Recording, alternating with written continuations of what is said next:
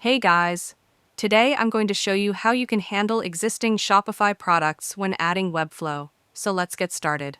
If you're moving your store from Shopify to Webflow, it's important to make sure your existing products are handled carefully to avoid duplicate listings or losing data.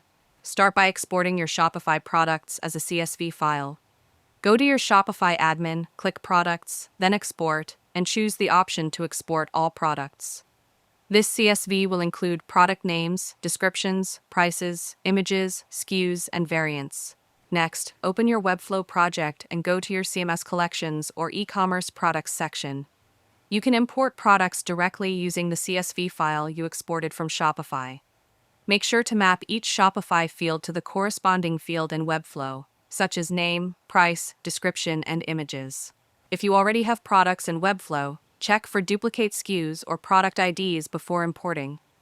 Webflow will treat every CSV row as a new product, so manually merging duplicates or updating existing entries might be necessary.